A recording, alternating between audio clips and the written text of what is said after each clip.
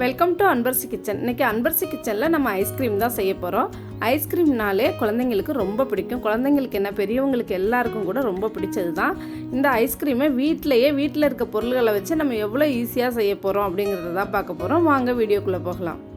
1/2 litre பால் எடுத்திருக்கேன். இந்த பால் லேசாக சூடானோன்னே அதிலிருந்து 3 ஸ்பூன் பாலை தனியாக எடுத்து வச்சுக்கலாம். அது கூட 1 ஸ்பூன் கார்ன்ஃப்ளவர் மாவு, 2 ஸ்பூன் பால் பவுடர் சேர்த்து நல்லா மிக்ஸ் பண்ணி தனியாக வச்சுக்கலாம். இப்போ பால் நல்லா கொதிக்க ஆரம்பிச்சிடுச்சு. இது கூட 8 ஸ்பூன் நான் சர்க்கரை சேர்க்குறேன். இந்த 1/2 லிட்டர் பாலுக்கு 8 ஸ்பூன் சர்க்கரை சரியாக இருக்கும்.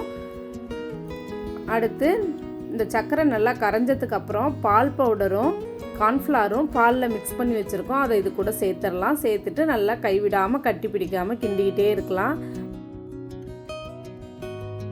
அடிப்பிடிச்சிடாமல் நல்லா கிண்டிக்கிட்டே இருக்கணும். கிண்டிக்கிட்டே இருக்கும்போது பால் நல்ல ஒரு இந்த அளவுக்கு திக்னஸ் வந்துருச்சுன்னா நம்ம ஆஃப் பண்ணிடணும். ஆஃப் பண்ணிவிட்டு ஆற வச்சு ஒரு பாக்ஸில் ஊற்றிட்டு நல்லா ஏர்டைட் கண்டெய்னராக இருந்தால் நல்லாயிருக்கும். மூடி போட்டு மூடி ஃப்ரிட்ஜில் ஒரு 5 மணி நேரம் அப்படியே நம்ம வச்சிடலாம். இப்போ 5 மணி நேரம் ஆயிடுச்சு. நம்ம எடுத்து பார்க்கலாம். பாருங்கள், ஐஸ்கிரீம் சூப்பராக செட் ஆகிருக்கு. அடுத்து இந்த ஐஸ்கிரீமை ஒரு பாத்திரத்தில் சேர்த்துட்டு நல்லா அடித்து மிக்ஸ் பண்ணி எடுத்துக்க போகிறோம். இப்போ நான் எலக்ட்ரிக் பீட்டர் வச்சு தான் அடிக்க போகிறேன். நீங்கள் மிக்சியில் கூட அடிச்சுக்கலாம். பாருங்கள், இது ஸ்லோவான ஸ்பீடில் வச்சு அடித்து எடுத்துக்கிறேன். நீங்கள் மிக்சியில் பண்ணும்போது பல்ஸில் ஒரு 3 டைம் திருப்பி எடுத்துக்கோங்க. இப்போ பாருங்கள், நல்லா அடித்தாச்சு. இது கூட விப்பிங் க்ரீம் சேர்க்குறேன். இதை நல்லா மிக்ஸ் பண்ணிட்டோம். இப்போ ஐஸ்கிரீம் சூப்பராக வந்துருச்சு. இந்த டைமில் ஒரு 1/4 டீஸ்பூன் வெனிலா எசன்ஸ் சேர்த்துக்கணும். என்கிட்ட வெனிலா எசன்ஸ் லிக்விடாக இல்லை, பவுடராக தான் இருக்குது. அதனால் நான் அதை சேர்த்துக்கிறேன்.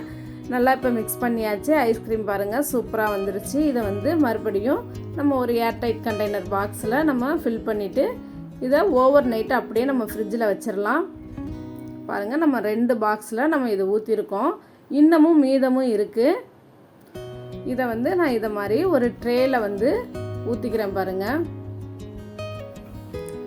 நம்ம எந்த பாத்திரத்தில் வேணாலும் ஊற்றலாம். ஆனால் நல்லா காற்று போகாத நல்லா மேல் பக்கத்தை மூடிடணும். இதை போல் ஒரு பேப்பர் வச்சு கூட நம்ம மூடிடலாம். இப்போ ஓவர் நைட் ஃப்ரிட்ஜில் வச்சுட்டோம். எடுத்து திறந்து பார்க்கலாம் ஐஸ்கிரீம் எப்படி இருக்குன்னு. பாருங்கள், சூப்பராக செட் ஆகிருக்கு. ஐஸ்கிரீம் நமக்கு ரொம்ப நல்லா வந்திருக்கு. இந்த 2 பாக்ஸ்லேயும் ஊற்றிட்டு மிச்சம் இருந்ததை சாதாரண ஒரு அலுமினிய ட்ரேயில் தான் ஊற்றி வச்சோம். அது எப்படி இருக்குன்னு பார்க்கலாம். பாருங்கள், அதையும் நான் ஓப்பன் பண்ணி காமிக்கிறேன்.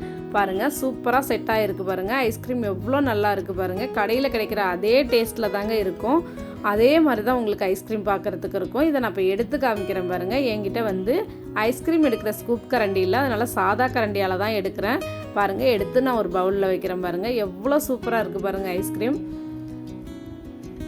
நாம் இந்த ஐஸ்கிரீம் எடுத்து பவுலில் வச்சுட்டோம். பாருங்கள், எவ்வளோ சூப்பராக இருக்குது. பாருங்கள், அப்படியே பார்க்குறதுக்கு கடையில் கிடைக்கிற ஐஸ்கிரீம் போலவே இருக்குது. பாருங்கள், இதோட டேஸ்ட்டும் அப்படியே தாங்க இருக்கும். இது மேலே நான் சும்மா டெக்கரேஷனுக்காக கொஞ்சம் பாதாம் பிஸ்தா சேர்க்குறேன். உங்களுக்கு பிடிச்சிருந்துச்சுன்னா நீங்கள் சேர்த்துங்க. இது சேர்க்கணுங்கிற அவசியம்லாம் இல்லைங்க.